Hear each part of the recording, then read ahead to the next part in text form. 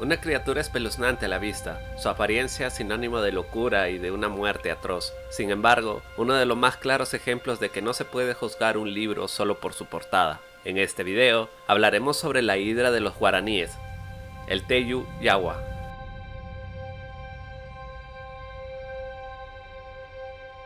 El Teyu Yawa es una criatura mitológica que tiene sus orígenes en las leyendas de la cultura guaraní, cultura popularmente conocida por ser la más representativa de Paraguay, pero que, sin embargo, también tiene presencia en gran parte de Uruguay, Brasil, Argentina y Bolivia. Sus orígenes exactos no están claros, lamentablemente no hay textos históricos o algún indicio que nos diga en qué año o siglo la criatura tuvo su creación. Peor aún, los primeros registros guaraníes que se tienen se dan gracias a la llegada de los jesuitas a tierras guaraníes en el siglo XVII. Sin embargo, si tenemos en cuenta que la cultura guaraní probablemente tiene sus orígenes a mediados del siglo V, podemos decir que las historias, mitos y leyendas de esta cultura datan de dicho siglo o en el siglo VI.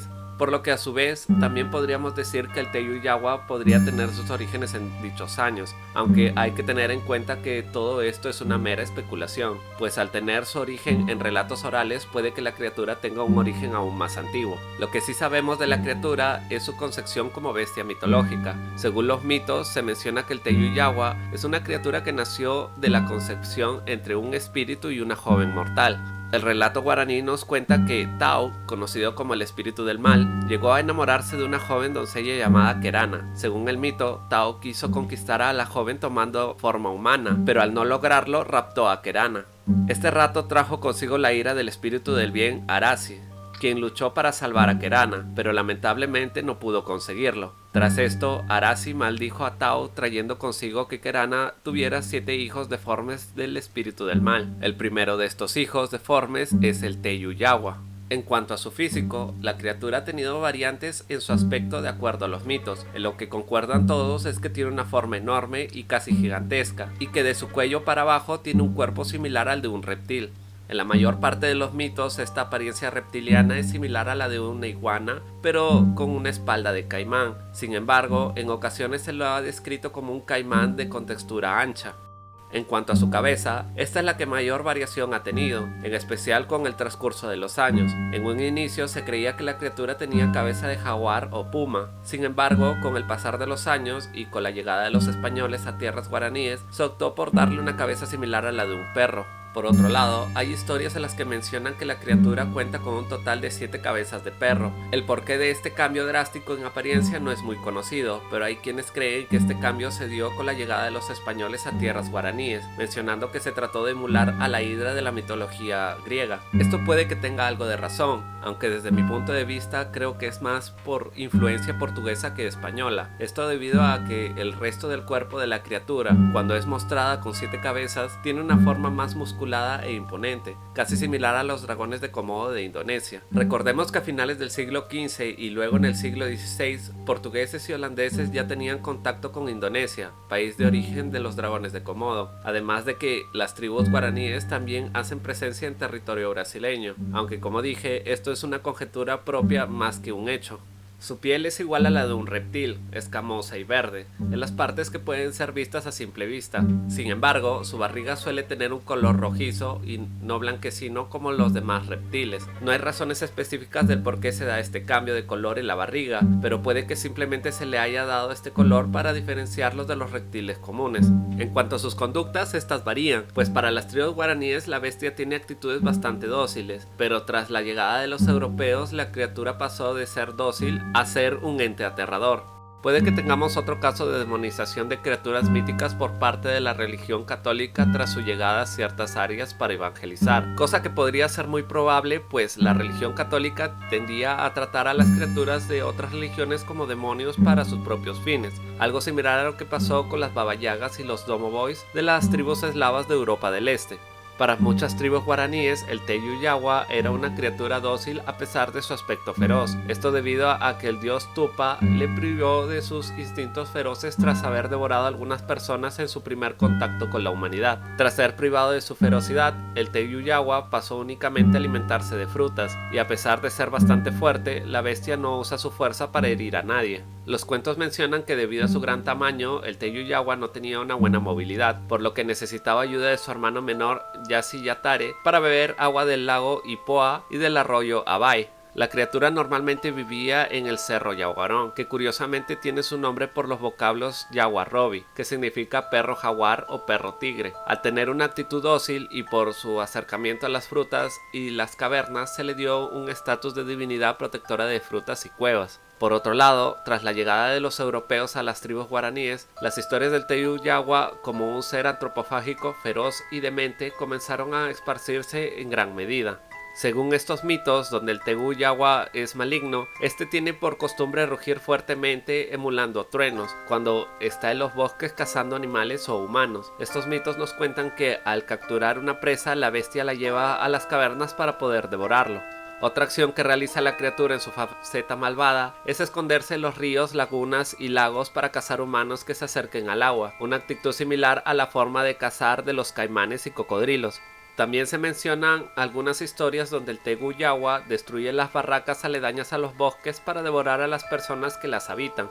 Sin embargo, si tomamos en cuenta que todos los mitos del Teiyu Yawa nos mencionan que la criatura es bastante torpe en su movimiento, el que salga a cazar, haga destrozos y que lleve sus víctimas a cavernas es poco creíble. Puede que estas historias se hayan originado gracias a la influencia europea, sobre todo a la religión cristiana que tenía como costumbre demonizar criaturas y dioses bondadosos para sus fines. Los relatos que sí se podrían tener en consideración donde se muestra al Teiyu Yawa como un ser malvado son aquellos en los que se menciona que la criatura aguarda en las cavernas esperando a las personas o animales incautos que pasen cerca de él para luego devorarlos. Esta faceta malvada del monstruo es bastante interesante, pero cabe recalcar que, como mencioné con anterioridad, el Teiyu Yawa es una criatura dócil en las leyendas guaraníes, por lo que es esta faceta la cual se debe tomar más en cuenta para documentar sus actitudes. En otras palabras, el Teiyu Yawa es un ser que tiene orientaciones hacia el bien. Si bien nació en el mal debido a su padre, la maldición de este y sus propias características, desde el momento en que el dios Tupa le arrebató su ferocidad, la criatura pasó a estar permanentemente del lado del bien.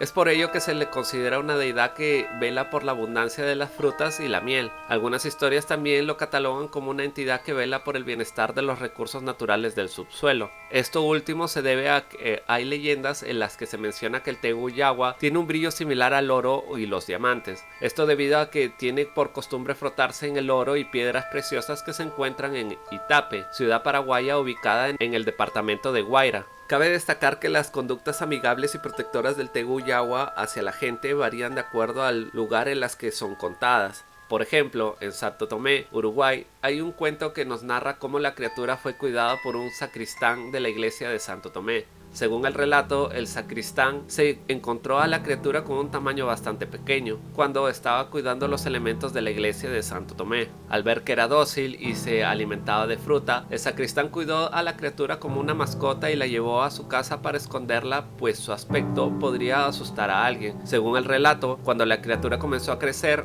el sacristán hizo en su sótano un túnel que conectaba la casa con el río.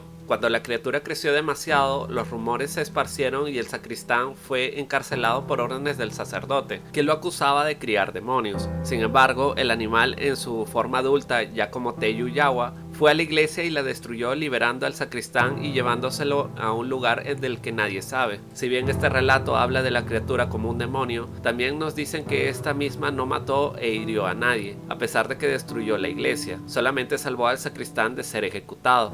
Es por este cuento que en Santo Tomé y algunas localidades aledañas se cree que la criatura ayudará a sus benefactores y los salvará de peligros.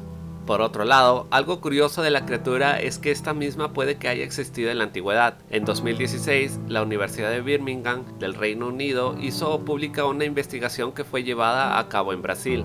Gracias a esta investigación se revelaron los fósiles de un lagarto de 250 millones de años de antigüedad, siendo este lagarto incluso más antiguo que los propios dinosaurios. No obstante, lo que nos compete aquí es la anatomía de la criatura. Gracias a la tecnología podemos darnos una idea de que el cuerpo de este animal era una combinación de una iguana con un caimán. Esto simplemente es una conjetura, pero puede que los guaraníes que inventaron las historias del Teiyu Yawa se hayan basado en algunos fósiles de este lagarto o incluso de otros que ellos mismos encontraron por mera casualidad.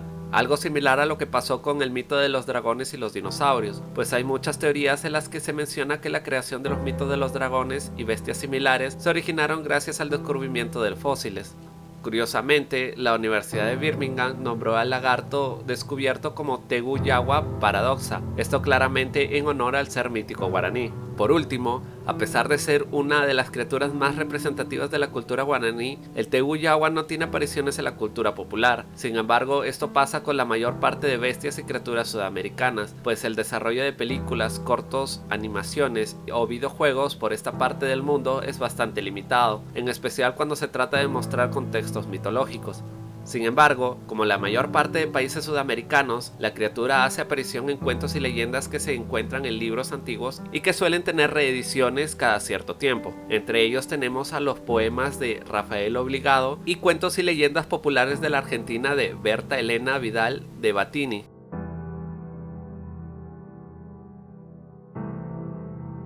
Dime, ¿cuál es la impresión que tienes sobre esta criatura? Te agradecería que dejaras un comentario al respecto. También puedes escribirme sobre temas que te gustarían ver en el canal. Ten por seguro que los tomaré en cuenta. Suscríbete y dale pulgar arriba si quieres ver más videos sobre criaturas míticas alrededor del globo. Si es posible, comparte el video en tus redes. Eso me ayudaría mucho a seguir creciendo. Soy CJ y bienvenido a mi canal, a mi bestiario. Nos vemos en el próximo video.